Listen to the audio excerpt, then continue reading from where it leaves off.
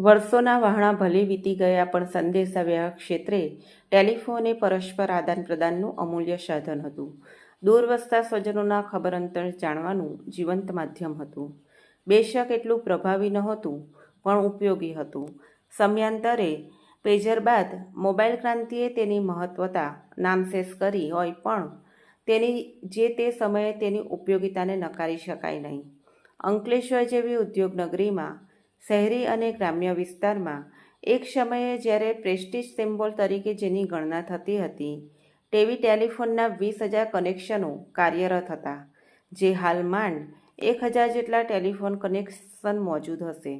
જો કે હવે ટેલિફોન વિભાગ કોપર કેબલ નેટવર્કને ક્રમશઃ દૂર કરી ફાઇબર ઓપ્ટિક કેબલ લાઇન તરફ અગ્રેસર બની છે અને ગ્રાહકોને અનેકવિધ સ્કીમોનો લાભ આપી પોતાની તરફ ખેંચવાના પ્રયત્નો કરી રહ્યું છે, પરંતુ ખાનગી ટેલિકોમ કંપની સામેની સ્પર્ધામાં ખૂબ જ પાછળ જોવા મળી રહ્યું છે.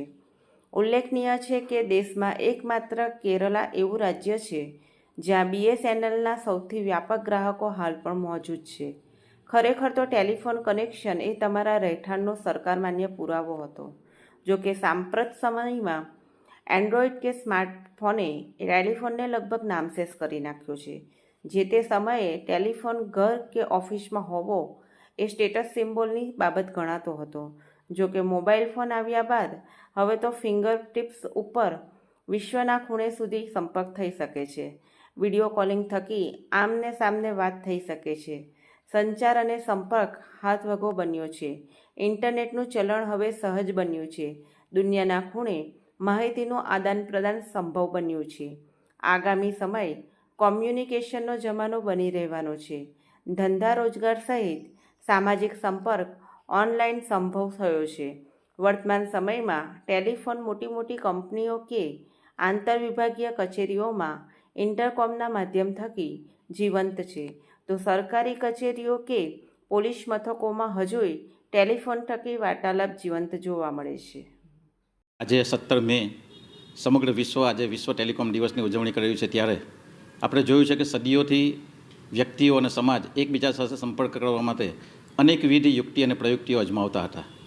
ક્યારેક ઢોલ નગારાનો અવાજ તો ક્યારેક ધુમાડાઓ દ્વારા પણ એકબીજાને સંકેતો મોકલીને એમની વાતો સમજાવવાનો પ્રયાસ કરતા હતા. આપણે સૌએ જોયું છે કે લેન્ડલાઇન ટેલિફોનની શોધ એ ટેલિકોમ્યુનિકેશન ક્ષેત્રે ખૂબ મોટી ક્રાંતિકારી શોધ થઈ હતી અને એથી લોકો એકબીજા સાથે સંપર્કમાં આવતા હતા. વર્ષો પહેલાં આપણે જોયું છે કે એક્સચેન્જ દ્વારા જે નંબરનો સંપર્ક કરવાનો હોય તે નંબર લખાવવામાં આવતો, ત્યારબાદ જે તે ટેલિફોન એક્સચેન્જ દ્વારા એ નંબર ઉપર સંપર્ક કરવામાં આવતો અને કલાકો બાદ એકબીજા સાથે વાત થઈ શકતી હતી. આજે 5G, 6G અને 7Gના સમયમાં મોબાઈલ અને સેલફોન આપણને સહજ થઈ જાય છે, ત્યારે આ મોબાઈલનો ઉપયોગ આપણે ખૂબ સમજી વિચારીને કરવા જેવો છે. આપણે સૌ જોઈ રહ્યા છે કે મોબાઈલના ઉપયોગથી અને વધુ પડતા ઉપયોગથી ખાસ કરીને નાના બાળકો, મહિલાઓ આ મોબાઈલની લતનો શિકાર બને છે અને આવનારા સમયમાં આ મોબાઈલ માનસિક બીમારી સર્જવામાં પણ કારણભૂત થાય એવી શક્યતાઓ જોવામાં આવી રહી છે. ત્યારે આજે વિશ્વ ટેલિકોમ દિવસે આપણે સૌએ સંદેશા વ્યવહારના એક આ અમોઘ સત્રનો સમયોચિત અને યોગ્ય ઉપયોગ કરીએ અને આપણા જીવનમાં આગળ વધવા માટે આ ટેલિકોમ્યુનિકેશન ક્ષેત્રનો સારો ઉપયોગ કરી શકીએ એવી સૌને અનુરોધ કરીએ છીએ.